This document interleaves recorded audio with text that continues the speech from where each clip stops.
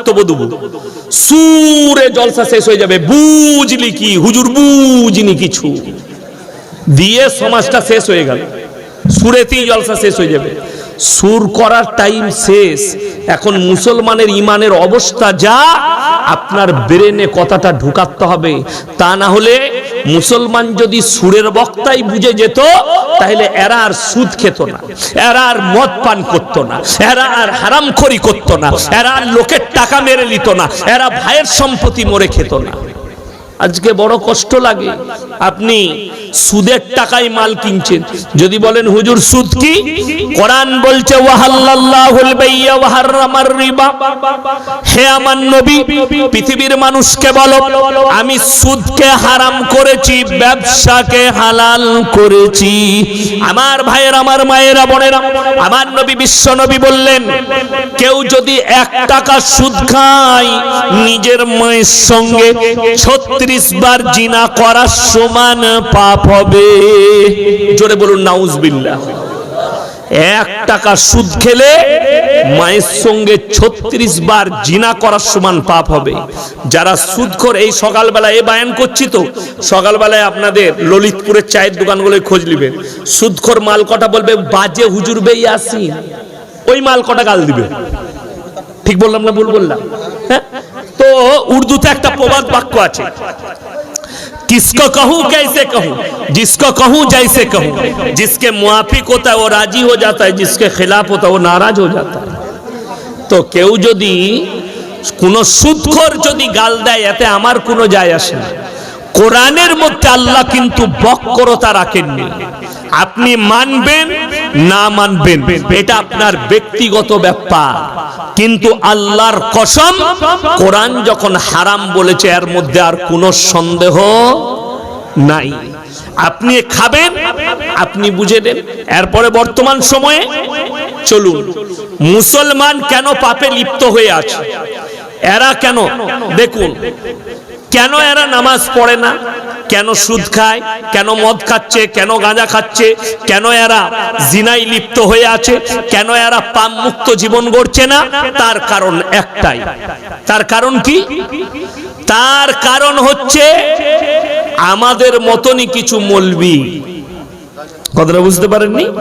তার কারণ আমাদের মতনই এক শ্রেণীর আলেম, যেদিকে আপনারা আমাদিকে হুজুর বলছেন, এই হুজুররা এক শ্রেণীর প্রথমে জাহান্নামে প্রবেশ করবে।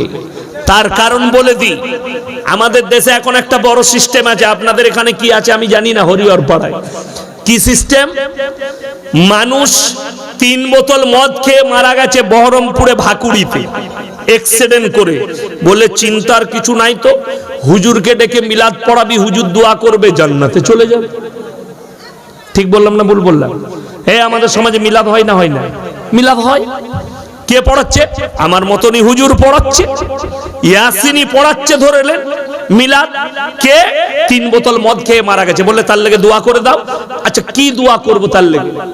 আল্লাহ আমাকে বর্ধমান থেকে হায়ার করে এনেছে, দেশি মুরগি দিয়ে ভাত দেবে, 5000 টাকা দিবে, 3 বোতল মদ খেয়ে মারা গেছে, যা হোক করে একে জান্নাতে দিতে হবে।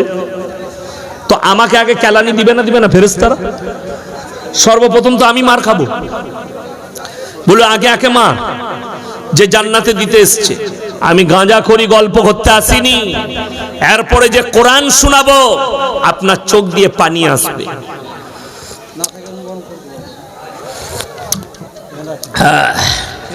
একদম আমার ভাই, চলুন এরপরে বলি আপনাদেরকে। আপনি মনে করছেন মদ খেয়ে জান্নাতে যাবে।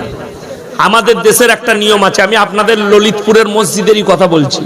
এই ললিতপুর মসজিদে, এত বড় মসজিদ, কেউ যদি মদ খেয়ে প্রবেশ করে তার বিচার ডাকবে না, ডাকবে না? দেশের লোক কথা বলে না, বিচার ডাকবে। মদ খেয়ে কিন্তু ঢুকা মসজিদে যাবে না, মদ খেয়ে গাঁজা খেয়েও মসজিদে ঢুকা যাবে না। কিন্তু আমাদের দেশের নিয়ম এত ভালো, সুদ খেয়ে কিন্তু ফাঁস কাতারে নামাজ পড়া যায়। ঠিক বললাম না? ওটা কিন্তু জায়েজ আছে। আমি বলে দিলেই বলবেন হুজুর সুদ সুদখোররা কি মসজিদে ঢুকতে পাবে না? পাবে। মসজিদের দরজায় পা রেখে বলতে হবে, আল্লাহ ইস্তেগফার করলাম, তোমার ঘরে ঢুকছি, এরপর থেকে সুদকে ত্যাগ করে দিয়ে আমি নিজেকে পবিত্র করতে চাই। তারপরে তুমি ঢুকে নামাজ পড়ো, তোমার পাহাড়ের মতো পাপগুলো আল্লাহ ক্ষমা করে দিবেন। জোরে বলুন সুবহানাল্লাহ। কিন্তু তো লাগিয়ে ফাঁস কাতারে নামাজ পড়ছে সুদখোর। আমাদের দেশের লোক তো ব্র্যান্ড চিনতে পারেনি। এখন আমি গায়ে লাগা অনেকগুলো কথা বলবো, এখনো কার সহ্য হবে জানি না। এমন এমন কথা বলি গায়ে কাঁটার মতো ফুটবে। বলি আপনাদিকে শুনে যান। ব্র্যান্ড মানে বুঝেন আপনার, দেখুন এই জিনিসটা লোকের কাছে একটা দামি জিনিস নিয়ে যাবেন, বলবে এটা ব্র্যান্ডেড মাল, বলে না? বলে না? চাইনার ব্র্যান্ডেড কাঁচ, অমুকের ব্র্যান্ডেড মাল। তো সমাজের লোক কিন্তু ব্র্যান্ড চিনতে পারেনি। কেমন করে বুঝিয়ে দিই। আমি প্রতি বছর রাজ্যের বাইরে জলসা করতে যাই। আমি আসামের দাওয়াত লিই না, আমি ত্রিপুরার দাওয়াত লিই না। আমার দাওয়াত হায়দ্রাবাদ, মুম্বাই, মহারাষ্ট্র, আপনার ইলাহাবাদ, এই বাইরে যেগুলো টাউনশিপ, যেখানে এয়ারপোর্ট থেকে নেমে 30 কিলোমিটারের ভেতর হবে, সেই দাওয়াত নিই আমি। হায়দ্রাবাদে আমি 2 বছর পর পর জলসা করেছি। এর আগের বছরও জলসা করেছি, এই বছরও করেছি। তো গতবারে আমি জলসা রাত 11টায় শেষ করেছি। তো আমার গ্রামের এলাকার ছেলেরা সোনার ব্যবসা করে আমাকে সঙ্গে করে নিয়ে গেল, হুজুর চলুন পেস্তা হাউসে নিয়ে যাব, যেখানে হালিম বিখ্যাত। হালিম খেলাম, তারপরে জুস ফুস খাওয়ালে। আমরা চারমিনারে চলো। চারমিনারে গিয়ে দেখছি অনেক কিছু বিক্রি হচ্ছে। তার মধ্যে একটা ঠেলা গাড়িতে একটা মুসলিম যুবক, সে হাত ঘড়ি বিক্রি করছে। তো একটা ব্ল্যাক কালারের ঘড়ি আমার পছন্দ হলো। हमने इसका कितना रुपया कीमत है? बोले मौलाना 200 रुपया। हमने 150 में मिलेगा? बोले ले लीजिए। আমি 150 টাকায় কিনলাম, হাতে পড়ে নিলাম। সেই ঘড়ি পরি আমি আমাদের দুর্গাপুর কাজী নজরুল ইসলাম এয়ারপোর্টে নামলাম। সকালে 10টায় নেমেছি। ওইখান থেকে গাড়ি চেপে আমি মুর্শিদাবাদ ধুলিয়ান চলে গেলাম প্রোগ্রাম। তো আপনাদের মতো গাদা লোক বসে আছে। আমি তাদেরকে ব্র্যান্ড বুঝাতে গিয়ে বললাম, বাবা আমার এই হাতের ঘড়িটার দাম কত? একজন বললে হুজুর 7,000, একজন বললে হুজুর 3,000, একজন বললে হুজুর 2,500, একজন বললে 1,500। যতজন বলেছে কেউ ভুল বলে নাই, সবাই ঠিক বলেছে। যদি বলেন কেন, তার একটাই কারণ বলে দিই। যে 7,000 বলেছে সে মনে মনে ভাবছে ইয়াসিন সাহেবের মতো বক্তার হাতে ঘড়ি যখন আছে, মালটা কুমা হবে না, ওটা মালটা বিরান্টেটি মাল আছে। কথাটা বুঝতে পারেননি? একটা গেল। সে কিন্তু বিরান চিনতে পারেনি ঘড়িটার অরিজিনাল দাম কত, 150।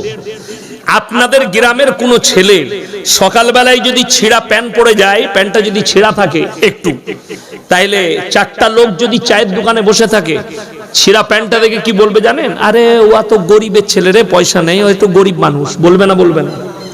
ওই ছিঁড়া প্যান্টটাই শাহরুখ খানকে পরিয়ে দেন, তখন বলবে ডিজাইনটা কি লাগছে বে, কোথায় পাওয়া যাবে বলতো? হ্যাঁ বন্ধুরা, আজকের ভিডিও কিন্তু এই পর্যন্ত। এরপরে কিন্তু আবার আমরা নতুন কোনো একটা ভিডিও নিয়ে উপস্থিত হবো। তাই বন্ধুরা, আমার এই চ্যানেলটাকে যারা সাবস্ক্রাইব করবেন তারা কিন্তু প্লিজ দয়া করে সাবস্ক্রাইব করে নিও।